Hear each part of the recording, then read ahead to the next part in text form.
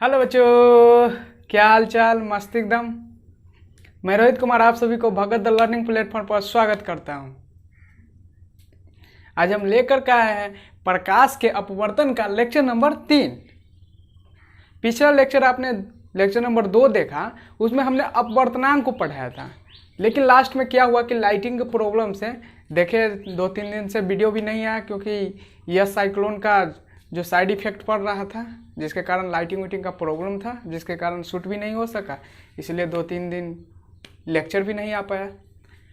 तो वहीं पर भी क्या कर रहे थे कि जब लास्ट में वीडियो के जब एंडिंग में हुआ था, तो अपवर्तनांक को तो हम पढ़ा दिए, लेकिन कुछ न्यूमेरिकल भी किए, लेकिन बोले थे कि और न्यूमेरिकल करेंगे। लेकिन लाइटिंग के प्रॉब्लम से क्या हो गया, वहीं पे हमको वीडियो को स्टॉप करना पड़ा।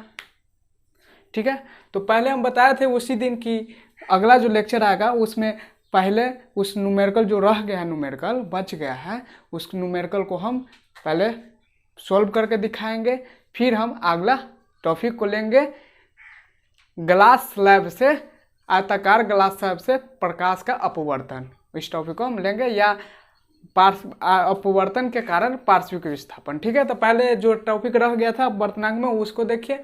तो हमने एक अपवर्तनांक के लिए टोटल फार्मूला निकाल करके देखे थे। क्या प्रकार से फार्मूला निकाले थे, हर फार्मूला का हर चीज़ से रिलेटेड किए थे। तो लास्ट में हमारा फाइनल कंक्लूजन निकला था कि ये जो आगे लिखा था वो किसका, जिसका अपवर्तनांक रहता है जिस माध्यम का उसका, और पीछे रहता है सो किसका, जिसके सापेक्ष रहता है उसका।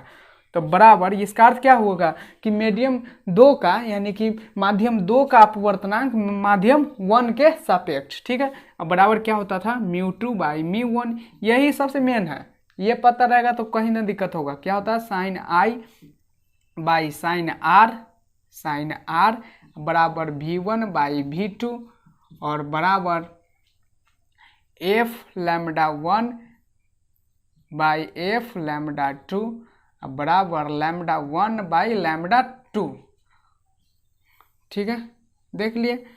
तो अगर नहीं देखे हैं तो पहले इस लेक्चर को जरूर देखिए, उसके बाद अपवर्तनांक में आपको कहीं ना दिक्कत होगा। देखिएगा आज उस लेक्चर को जो देखे होइएगा, वो देखिएगा इस सब को तो अभी तक सोल्व कर लिए होइएगा हमसे पहले ही, लेकिन हम सोल्व करके दिखाएंगे। ठीक है, तो क्या हो λ1/λ2। तो यहाँ पे f लैम्डा में बताए थे कि f क्या है, आवर्ती है, लैम्डा क्या है, तरंगदैर्घ्य है। तो हम बताए थे कि आवृत्ति क्या होता है, आवृत्ति क्या होता है, स्रोत पर डिपेंड करता है।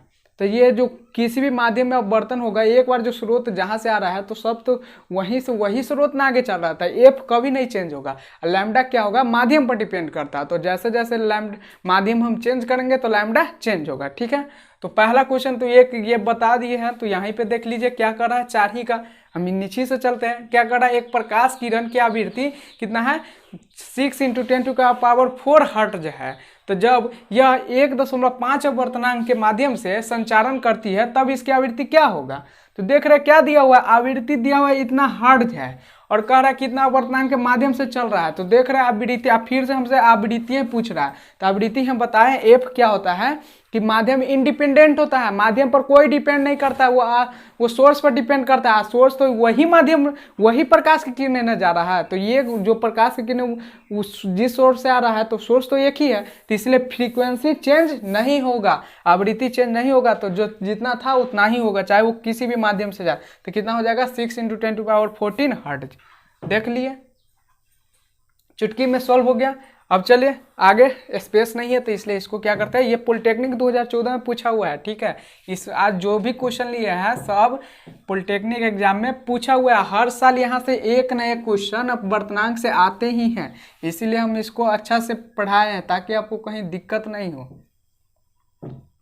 ठीक है, तो अब देखिए दूसरा क्वेश्चन, तीसरा नंबर, ये पॉलिटेक्निक 2019 में पूछा हुआ है कि यदि वायु से जल का अपवर्तनांक कितना है, 4/3 है। तो वायु से जल का अपवर्तनांक, तो जल का अपवर्तनांक किसका कर रहा है, जल का, तो W आगे होगा। अब वायु से, यानी वायु क्या होगा, पीछे सापेक्ष है, तो इसका सापेक्ष न लेकर के से यूज किया हुआ है। ये कितना दिया हुआ है, 4/3 दिया हुआ है। पहले दिया रहेगा तो ऐसा लिख लेंगे। फिर क्या कर रहा है, जल से वायु का अपवर्तनांक क्या होगा। तो हमसे पूछा कि जल से वायु का अपवर्तनांक क्या होगा, यानी हमसे पूछा μAW, जल का अपवर्तनांक किससे, वायु से क्या होगा। तो यहाँ पे देखिए तो क्या हो जाएगा, इसको बराबर हम लिख सकते हैं क्या कि mu W by mu A लिख सकते हैं, mu W by mu A. यहाँ से देखे तो यहाँ पे जो रहता है उसका अपर्तनांक, बट्टे में पीछे रहता है उसका अपर्तनांक, तो ये आगे था उसका अपर्तनांक, बट्टे पीछे में था उसका अपर्तनांक, बराबर 4 mu W by mu A. अगर इसको हम लिखेंगे तो इसको हम क्या लिख सकते हैं, mu A by mu W, यही ना होगा। तो ये हमको क्या करना है, ज्ञात करना है। तो यहाँ से देखिए क्या mu W by mu A हमको दिया हुआ है, तो mu A by mu W क्या होगा, पलट देंगे तभी ना हो जाएगा। तो mu A by mu W तो क्या होगा 3/4, यानी देख लिए 1 सेकेंड में निकल गया, क्या होगा 3/4, 3/4। ठीक है, फिर हम अगला क्वेश्चन पे चले।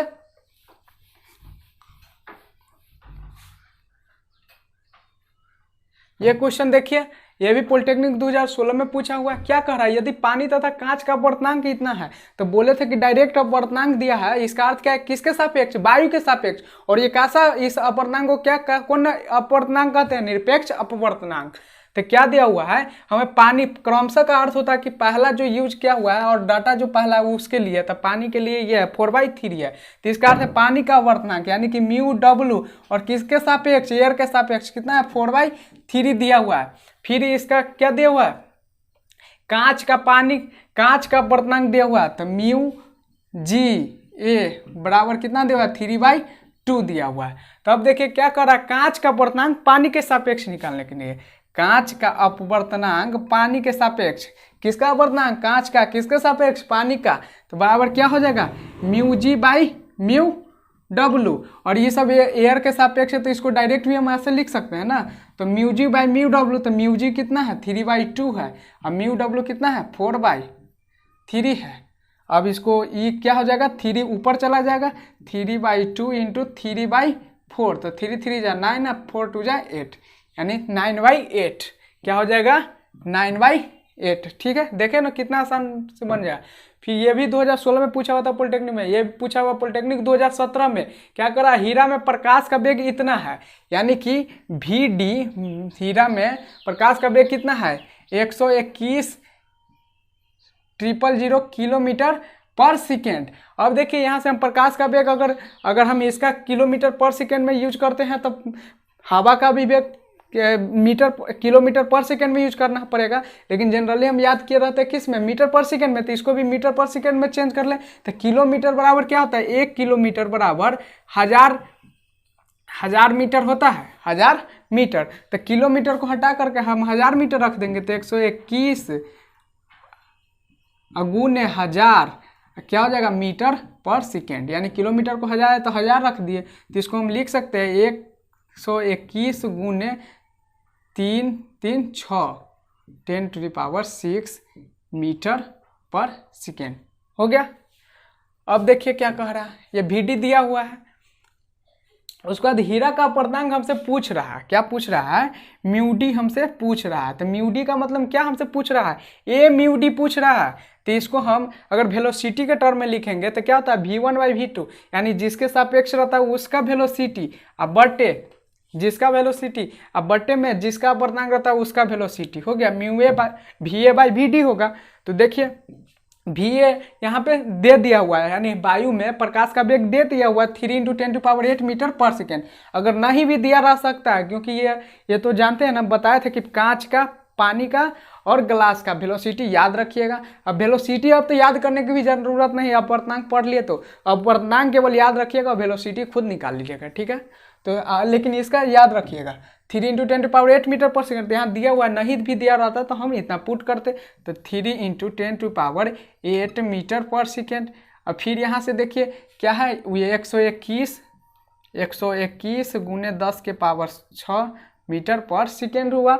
अब यहाँ से देखिए क्या है 10⁶ है, 10 बेस सेम रहता था, पावर क्या होता है घट जाता है, पढ़े हुए है, तो क्या हो जाएगा 3/121 गुने घट जाएगा तो कितना होगा डबल, यानी 10⁻² बच जाएगा, 8 में से 6 गया तो 2 ना होगा, और 10⁻² का मतलब क्या 100, तो 100 से गुना करेंगे तो कितना हो गया 300/121। अब भाग दीजिएगा तो कितना हो जाएगा 12 दूना 24, 6 हो जाएगा, 6 12 दूना 24, 100 246, 300 से घटाइए तो 46 और 4 50 154 हो जाएगा, 54 तो ये 520 हुआ, तो 12 × 4 48 12 चौका 48, फिर 4 40, यानी कि 2.4 देखिए ना यहाँ पे आ गया 2.48 आएगा। ठीक है, भाग करके देख लीजिएगा तो 2.48 है। ठीक है, तो देखिए कितना आसान था, देख लिए। ठीक है, अब हम चलते हैं आगे, कुछ इसमें क्या और बच गया है सो नोट करा देते हैं। ठीक है, देखिए तो एक पूछता है कि जैसे अपवर्तन का कारण, अपवर्तन क्यों होता है या अपवर्तन किसके कारण होता है या अपवर्तन का कारण बताएं।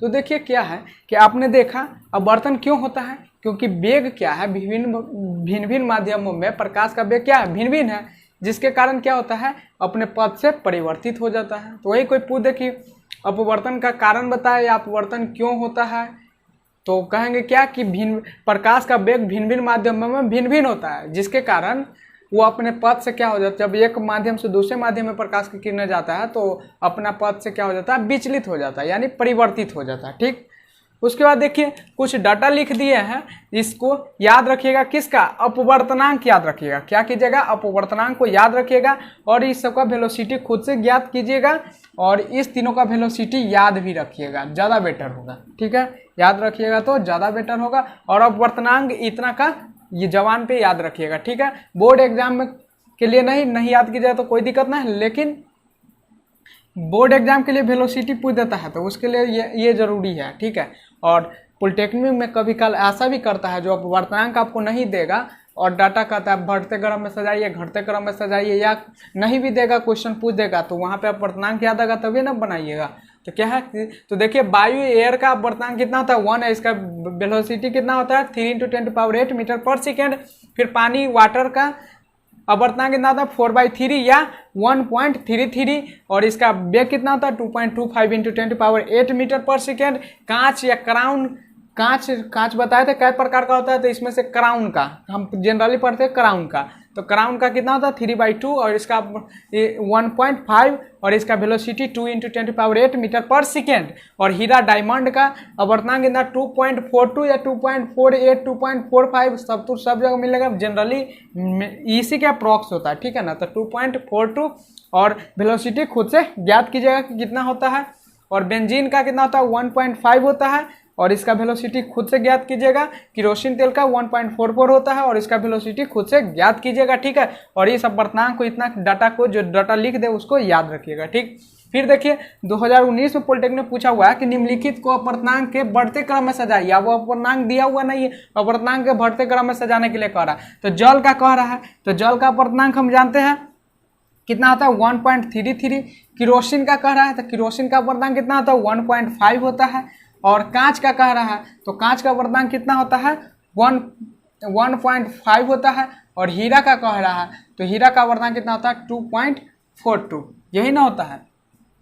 ठीक है, सॉरी केरोसिन का 1.44 होता है 1.44, बेंजीन का होता है 1.5। ठीक है, तो केरोसिन का कितना 1.44। तो देखिए तो बढ़ते क्रम में सजाना आती है तो बढ़ते क्रम में हाँ ही, बढ़ते क्रम में कम से ज़्यादा की तरफ, ये तो सजा हुआ ही है, यानी पहला ऑप्शन सही है, इसके बाद ये सब ऑप्शन गलत है। ठीक है, देख लिए। अब हम अपने आज के टॉपिक पर आते हैं, क्या कि आयताकार ग्लास स्लैब से प्रकाश का अपवर्तन या प्रकाश के अपवर्तन के कारण पार्श्विक विस्थापन। ठीक है, तो देखिए क्या हेडिंग लगाइए, कांच के आयताकार स्लैब से अपवर्तन या अपवर्तन के कारण पार्श्विक विस्थापन। ठीक है, तो देखिए क्या होता है, ये देख रहे हैं कांच का स्लैब है, यानी ये जो इतना मोटा जैसे कांच का स्लैब है। ठीक है, कांच का स्लैब है। अब ये तो 2D है तो मोटाई दिखा नहीं देते, जैसे ऐसा मोटा रहता है, क्या है कांच का स्लैब, आयताकार है, देखने से आयताकार लग रहा है, ये क्या है कांच का स्लैब है। तो हमने क्या किया, इस पर इसके एक दो सतह हो जाएंगे, जैसे कांच होते एक ये सतह एक ये सतह, तो इस सतह से हम क्या किया प्रकाश को आपतित कराए, ऐसे आपतित कराए, तो ये आपतित हुआ तो क्या होता है, ये तो देख रहे हैं हवा है, इधर क्या है हवा है और इधर क्या है, इसका अपवर्तनांक म्यू मान लेते हैं, और ये ग्लास है तो इसका अपवर्तनांक म्यू जी हो गया, और फिर इधर क्या हवा है, इधर क्या है हवा है तो इसका अपवर्तनांक फिर म्यू ए हो जाएगा। तो क्या हुआ, क्या आया, तो देख रहे हैं एक माध्यम से दूसरे माध्यम में आया तो क्या होगा, अपने पथ से विचलित होगा। और ये क्या होता है, बताया था कि सबसे विरल माध्यम क्या होता है, हवा होता है, उसके अलावा कोई भी माध्यम उससे सघन होता है। तो इससे ये सघन है, तो सघन में आता है तो क्या होता है, अभिलंब की ओर मुड़ता है। तो जाता तो ऐसे, लेकिन क्या है, अपवर्तन के कारण क्या होगा, ऐसे मुड़ जाएगा, ठीक, और ऐसे मुड़ करके सीधा आ गया, ठीक। तो देखिए जाना चाहिए तो ऐसे, लेकिन ऐसे आ गया। फिर यहाँ पे देखिए, और फिर क्या देखिए, फिर से माध्यम यहाँ परिवर्तन होगा, ग्लास से किस में आएगा, एयर में आएगा। तो फिर यहाँ पर हम क्या करेंगे, अभिलंब ड्रा कर लेंगे। क्या करेंगे, अभिलंब ड्रा कर लिए, और अभिलंब ड्रा किए तो ये जाना कैसे चाहता कि ऐसे, ऐसे न जा रहा था, जैसे जा रहा था ऐसे जाता है, लेकिन क्या हो रहा है कि सघन माध्यम से विरल माध्यम में आ रहा है, तो क्या होगा, अभिलंब से दूर भागेगा, यानी ऐसे जा रहा था लेकिन अब कैसे जाएगा, ऐसे जाएगा, ठीक, देख लिए। तो क्या हुआ, देखे तो यहाँ पे आया, फिर क्या हुआ, चेंज हुआ, और फिर यहाँ के बाद फिर से चेंज हो गया, ठीक। तो ये जो कोण होता है, कोण आई कहलाता है। कौन कौन कहलाता है, आपतन कोण कहलाता है, और ये कहलाता है, कौन कौन कहलाता है, आर कहलाता है। तो मान लीजिए इसको हम R1 मान लिए, तो क्या हो गया, ये अपवर्तन कोण हो गया। कौन कौन, अपवर्तन कोण। फिर ये इसके लिए आपतन कोण होगा, लेकिन अंदर का है तो हम R2 दे देते हैं। तो यहाँ पे जो इस सतह पर हुआ, इस सतह के लिए क्या हो गया, आपतन कोण हो गया, लेकिन आपतन कोण होगा। और इसके सतह पर देखिए, और ये क्या हो जाएगा, अपवर्तन कोण होगा, लेकिन इसको हम अलग नाम देते हैं, ई से सूचित करते हैं, और इसको कहते हैं क्या, निर्गत कोण। कौन कौन, निर्गत कोण, निर्गत कोण, angle of emergence, angle of emergence, emergence, ठीक है। और ये किरण के कौन किरण होगा, जैसे ये हुआ आपतित किरण, ये अपवर्तित किरण, वैसा ही ये क्या हो जाएगा, निर्गत किरण। कौन किरण, निर्गत किरण। इस किरण को कहेंगे निर्गत किरण, ठीक है, निर्गत किरण। कौन रे, emergent ray, emergent ray, EMERGENT, ठीक है, RAY, इमरजेंट रे। तो यहाँ से देखिए क्या निष्कर्ष निकला, ये देखिए ये क्या है, इस पे क्या अभिलंब है, ये भी इस पे अभिलंब है, तो दोनों अभिलंब है, तो इसका अर्थ क्या है कि दोनों पैरेलल होगा, और दोनों पैरेलल होगा, और ये क्या हो गया, तिर्यक रेखा हो गया, ये क्या हो गया, तिर्यक रेखा है। और देखिए तो ये एक दूसरे के, तो क्या है, अंतर का अंतर कौन है, यानी कि ऐसे है और ऐसे है और ऐसे है, ठीक, हाँ ऐसा ही ना है, ऐसे है। तो ये देखिए, तो ये दोनों पैरेलल हुआ, और ये दोनों क्या है, अंतर एकांतर कोण है, ये तिर्यक रेखा, तो अंतर एकांतर कोण क्या होते हैं, बराबर होते हैं। तो इसीलिए देखिए तो R1 बराबर R2 हो जाएगा, क्यों होगा, अंतर एकांतर कोण है। कौन कौन है, अंतर एकांतर कोण, एकांतर कोण है, ठीक है, ये देख लिए।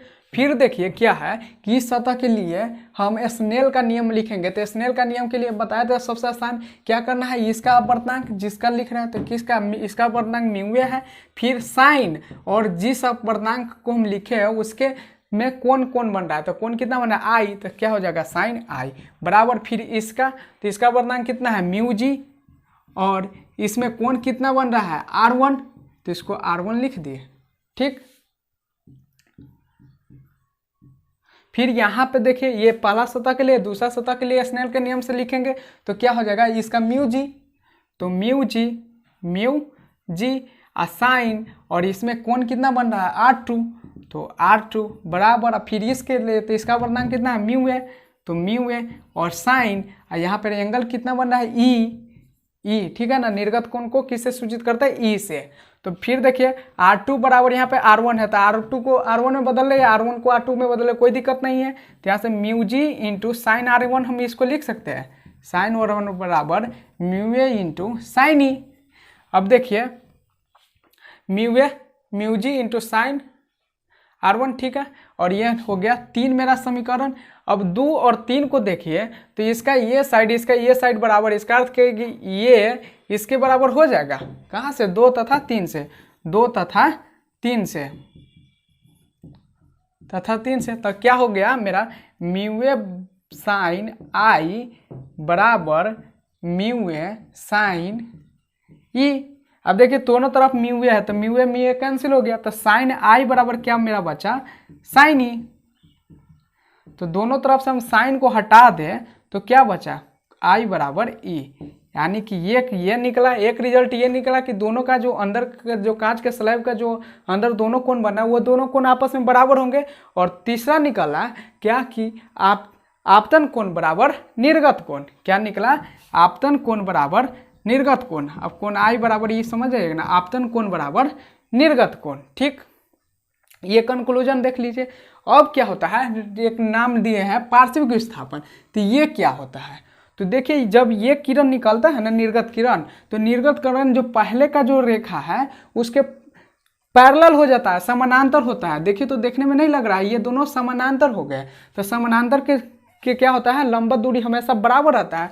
तो यहाँ से लंब खींच दीजिए, यहाँ से हुआ, यहाँ से लंब खींच दीजिए कहीं पर भी, जैसे यहाँ पर खींच दीजिए लंब, या यहाँ पे लंब खींच दीजिए।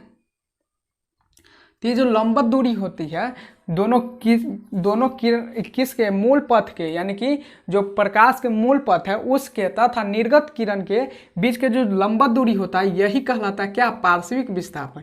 क्या कहलाता है पार्श्विक विस्थापन। ठीक है, पार्श्विक विस्थापन। तो समझ गए ना पार्श्विक विस्थापन क्या होता है, मूल किरण तथा निर्गत किरण के बीच के लंबवत दूरी। आप सोचिएगा यहाँ से लंब डालेंगे तो यहाँ से लंब डालेंगे तो क्या होगा, ऐसे हो जाएगा। तो कहीं से भी लंबवत दूरी होगा ना वही क्या कहलाएगा पार्श्विक विस्थापन। ठीक है, और ये दूरी हमेशा बराबर होगा क्योंकि ये दोनों क्या है समानांतर है। तो पार्श्विक विस्थापन को हम डिटेल से समझाते हैं, इसका कंक्लूजन भी निकालेंगे कि पार्श्विक विस्थापन का फॉर्मूला क्या होगा, हम निकालेंगे कैसे। ठीक, तो पहले ही इसको नोट कीजिए फिर हम आगे चलते हैं।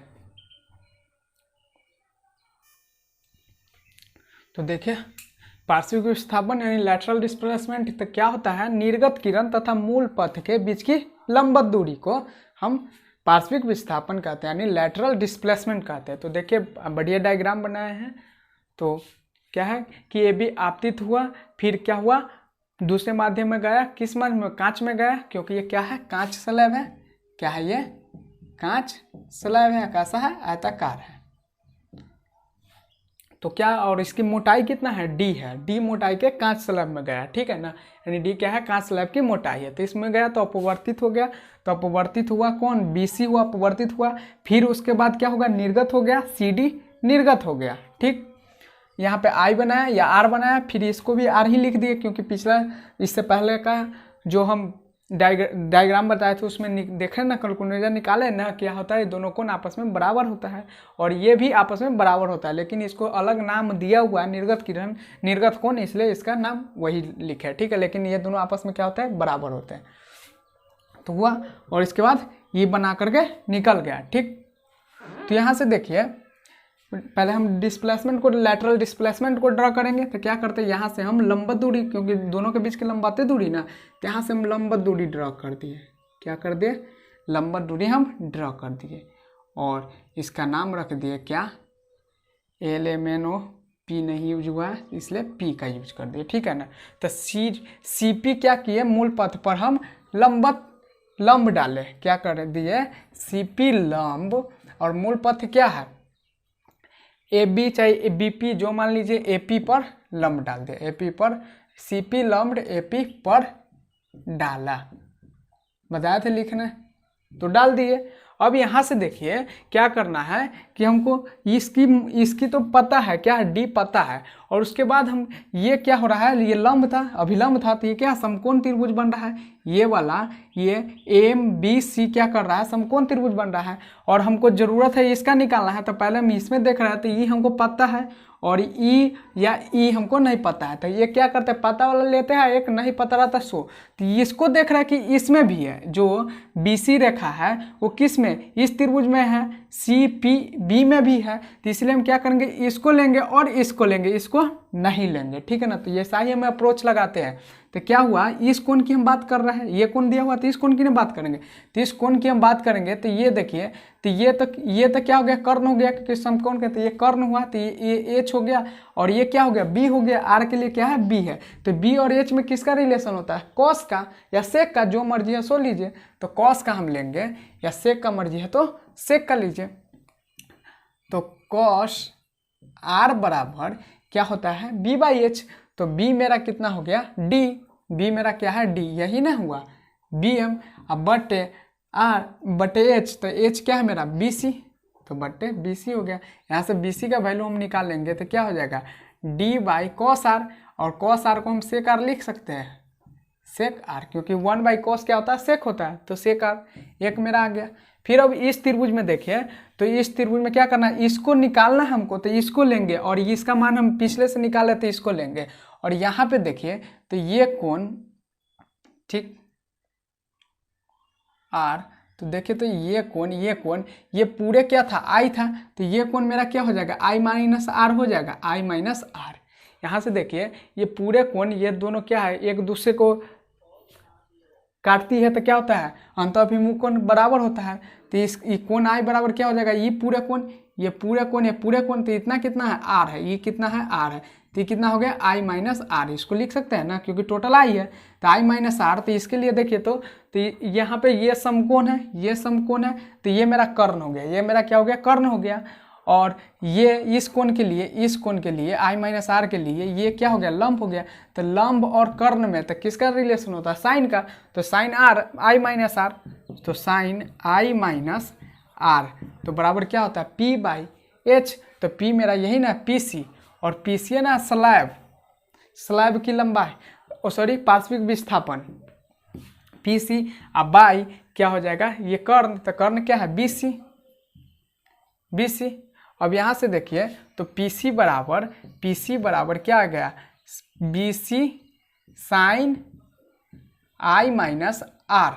अब देखिए PC ही ना है, PC ही क्या है ना है, पार्श्विक विस्थापन, क्या है, पार्श्विक विस्थापन,